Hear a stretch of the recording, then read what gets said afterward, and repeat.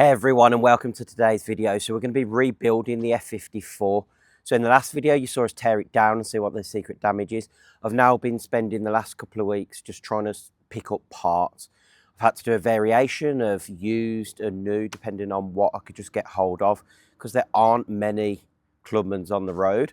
So actually trying to find them being broken, and especially in the Cooper S or JCW variation, it's just really difficult to do. So I think that's definitely one of the things I've learned, is because of that rarity, it's meant parts are scarce. And for me, if you're going to rebuild a Mini, make friends with someone at a dealership in the parts department and actually get a list of prices for the parts that you're going to look for to repair your car.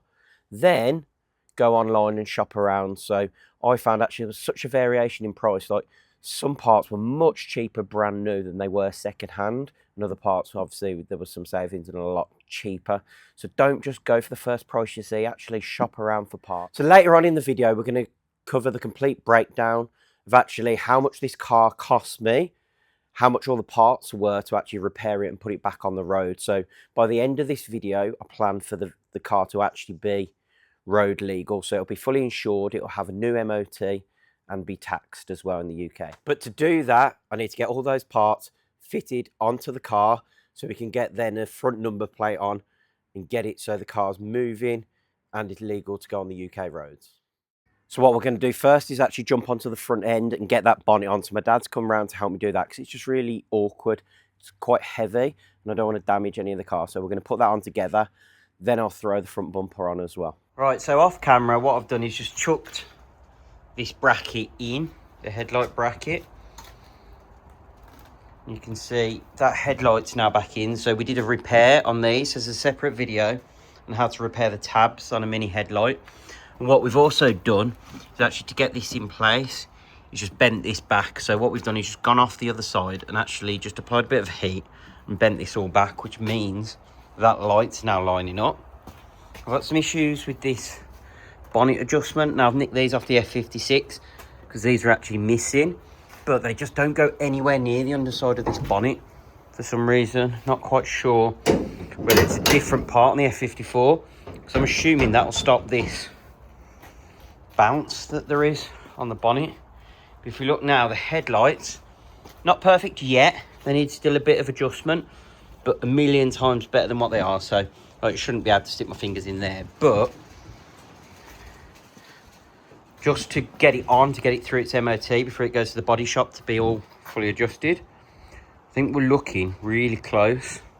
And even things like where we've bent this, what we've done, we've just lined up all of these clips to make sure that clip's in place. So I'm not going to clip it in yet because we haven't got the bumper on, but next I'm going to try chucking that bumper on. Okay, so you can see here I've actually gone for a Cooper S Aero bumper, so it's slightly different to what was already fitted. So it's a nice little upgrade there.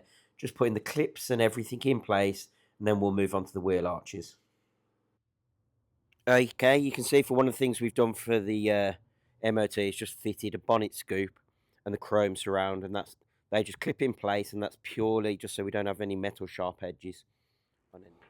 Okay, so we can see straight away inside, just a nice quick hoover and clean has made such a difference to that interior. Now you could eat your dinner off this, whereas before it looked like someone already had. So this interior still has that, just, it's like a damp smell. It's not too pungent, but just enough that it's off-putting. So what we're going to do is get one of the, I think it's Maguire's scent bombs, basically, that you have the car running, you put it through with the aircon running and everything, put it in the car, it sprays, fills up, and obviously because the aircon's cycling the air, it's taking that smell through because it fills the cabin. And that's what I do with a lot of the new cars I have. So I get that new car scent into it. I really recommend it. It smells nice afterwards. And I think there's 2 or 3 different smells that they do. Right, little clip of the car just before we go off to the MOT. So number plates are on. Hopefully this tyre's okay. If not, I'll put the spare wheels in the back we can chuck on. But you can see it's not all fully aligned, but it's good enough for an MOT. Get us road legal, and then we'll worry about making it look pretty afterwards. Okay, so I'm just back from the MOT tester and we have our pass certificate. So the car actually passed It's MOT, which means it's roadworthy. So there were a couple of advisories. So all of the discs were corroded, which I think is just down to the fact it has sat at Copart for so long. There's probably a bit of surface rust that I'm sure we'll soon clean off by actually driving the car. If not, it's not the end of the world. I'll change all the brake discs on it. Next up, we've got the front tyres. So the front tyres, they said, were showing cord. Didn't want to argue. I'd obviously got that in mind with some of the damage I'd shown on some earlier videos in terms of the tyres. So I put the gold wheels in the back of the car. So they just switched the gold wheels over and passed the car on those gold wheels. So that's really good. So we're now road legal in the UK. Okay, what we'll do, we'll go and jump in the dry now and just run through how much it's actually cost me. So from buying the car at Copart, getting it delivered, trying to obviously shop around and get all the parts, so where did I get them from and how much did they cost. So we'll do a full breakdown and actually show you how much I've saved by buying a crash damaged car. I'm going to use this chance just to say a big thank you to Ethan over at Mini Stratford. So I've bought a lot of the new parts from there. So he's looked after me, made sure I've got them on time, done a really good deal on some of the parts, like this bonnet that I just couldn't get used. So let's go inside now. We'll go through the list. Okay, so we've done a write-up on the Clubman in terms of the actual repair costs and how much it's going to cost me to get it back on the road. So if we take a look at the breakdown we've got here, so for the Clubman itself, we paid £3,121, including fees to Copart. So the final bid was £2,500, but then when you add all the fees, there was over £600 in fees. So that's a bidding fee, admin fees, lots of different fees that you pay to Copart. So that's something to bear in mind if you see a listing on Copart, is actually you're going to pay those fees on top, but still cheap compared to going and buying a new one. We've got delivery of £160, so I've used a guy that I've used for years to get that delivered to me. If you tried to get it delivered through Copart, that was coming out at over £300. I think it was about £350. So there was a nice saving there by using someone local, and I always try and use local businesses where I can. In terms of the S bonnet, there just wasn't any F54s being broken that were Cooper S's, where people just wanted to sell the bonnet.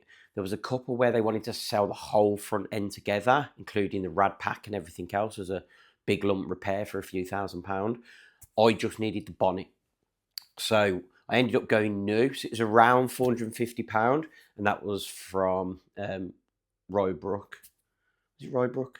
So Mini Stratford, because I think they're Sickner now.